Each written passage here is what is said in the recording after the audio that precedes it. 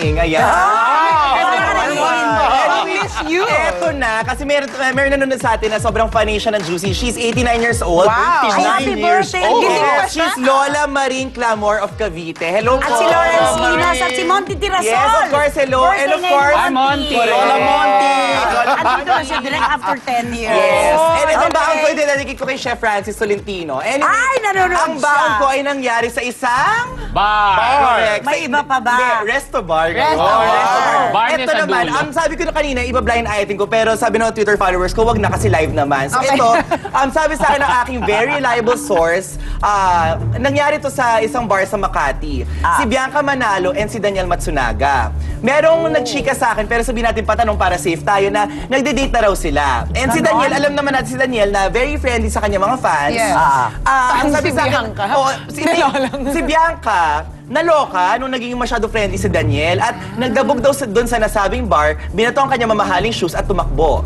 Bumato ang kanyang shoes. Nagubad ng sapatos itong babae. Nagdabog talaga Ang siya. class Sabi naman ng nun, aking ang source. social. Tapos after that, in fairness to Daniel, hinabol. Tapos Dala yung sapatos. dala yung sapatos. Feeling Cinderella, ang lola mo. Ay, ginawa niyang teleserye. Juanita Banana. At eto, Akala niya nasa palengke. yes, at eto na, nung paglabas niya, hinabol siya ni Daniel, nag-usap sila sa kotse. Paglabas, sweet na sila uli. Nakasapatos na uli. Nakasapatos na syempre. Baka isinuot yung sapatos, katulad na yung Grabe, Cinderella. ID kahit diba? naman May suot pa bang ano yun?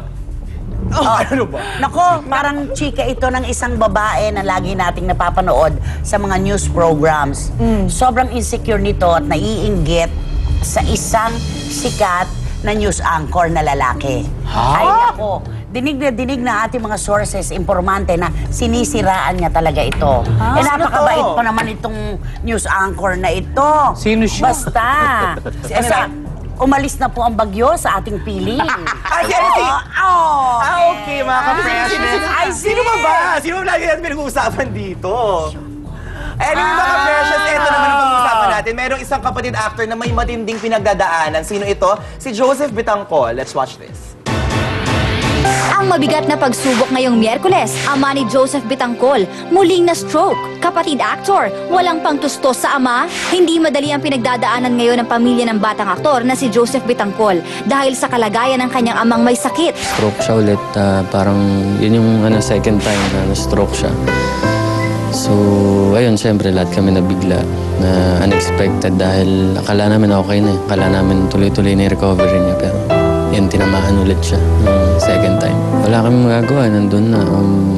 Ano na lang magagawa namin is magdasal and doble kaayod. Pero tila sinusubok talaga ang katatagan ng aktor dahil kasabay ng pagkakastroke na ito ng kanyang ama ay tila naging matumal din ang pagdating ng proyekto para kay Joseph. Kaya naman si Joseph, isa lamang ang panawagan ngayon. Pagsubok sa aming family, so ang magagawa namin is mag-pray, magtulungan.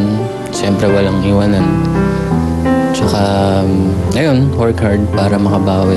Sana kung saan man ako mapunta this time, sana magtuloy-tuloy na. Break. Marami pang break, mga offers dumating. Ang alam ko talaga, pagkatapos ng pagkakasakit ni Joseph, umuwi sila ni Mami sa Pampanga para makalanghap ng sariwang hangin.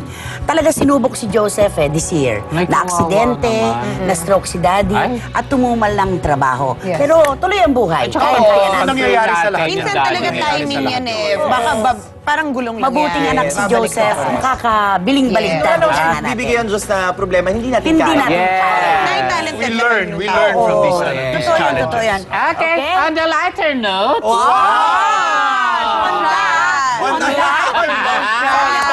Coherence! Si Mother Lily gusto na raw umpisahan ang shooting ni Coco Martin at Marian Rivera.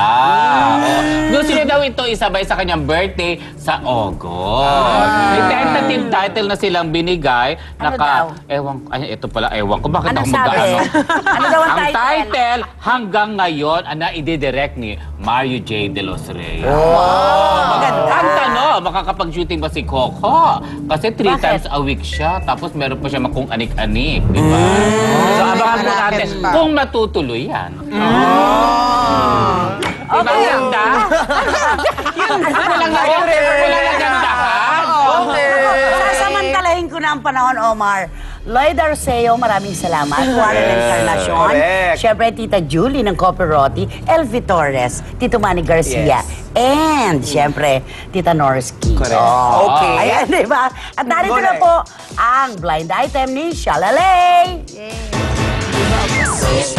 Diyos ko, ang ganda ng mo. Andiyan pala kayo. Akala nyo mawawala ang lola nyo. Shalala dito sa mga blind item. Eto na, unahan na natin. May kukwento ako sa inyo tungkol ito sa komedyante, sa TV, sa stage. Magaling siya in fairness. In fairness, magaling siya. Shalala! Daho yan! Ay! Kasama ako. Salala, nagulat ka na naman sa beauty ko. Diyos ka na. Huwag niyo ako gugulatin. Wait, ha? Waka mo na splok. Opo. In fairness, naka-lipstick ka, ha? Sumasabay lang ako, madam. O eto, ini-interview ito para sa kanilang coming shows. Habang nagkakwento siya, may nakita ng news reporter, TV, press people, lahat-lahat na sila. May nakitang labas-masok sa butas ng kanyang ilong. Hala, may labas-masok sa butas ng ilong. Is it some kind of a hair? Nag-o-reglis ka! Ay, shalala, you know me. So, yung mga reporter ng una, ano masasabi sa show nyo? Basta sa naman ito, bakit may labas-masok sa lungga? So, habang ini-interview siya, nakaganon sila kasi yung iba nagtatawanan. Paano ba namin itatawid itong interview na ito? Labas-masok sa lungga, baka may daga. Sa ilong. Ay! Kaloka! Tinap! Nako ha, ini-eksyonahan mo ako. Shalala, ang dirty naman kasi. Aminin mo naman niya. Yun ang clue. Dirty siya. Isa pang clue. Go. Sa isang pelikula, nasabi that life is like a box of blank. Ay! Nako, yan po ang clue. Wala lamang dito ka. Alam mo, kilala ko yan. Kilala mo siya. Oh, basta ako gatas ang iniinom ko sa umaga, ha? Ako kape. Ano na lang yun? Ako, Ano? vodka. Ay, gusto mo vodka? Orange juicers. Ikaw. Ako na yon. Pero Nay, nanonood yung TV5 International boss natin si Jeff Oh, yes. Remilla. At saka salamat ka sa mga reporters na mahal na mahal ka na ngayon. Ang bait-bait nila. Alam nyo, yung sinasabi kanina na mababa ang tingin sa tabloid reporters. Hindi ako naniniwala Hindi, doon. Kasi oo. napakabait nila sa akin kanina. So, Yes, thank mahal you. ka nila. Okay? So nagsulat yan forever. Uy, may nanonood sa atin. Of course, Sino? na pinag-usapan natin ang hindi madedemanda. Hindi pa tayo sure. Iwan mo to. Nilinaw na nito. Yes, Nina. Correct. And hi to Dayan Medina and Daddy. Happy birthday. At ang Winnipeg Juicer, syempre pa, magandang madaling araw sa inyo. At maraming salamat pong muli sa inyong lahat, mga kapatid. Hanggang bukas po dahil... Yes, huwag kayo papahuli sa mga chika at intriga. Dito ka lang kung saan ikaw ang tunay na bibida sa... Juicy! Maraming salamat po.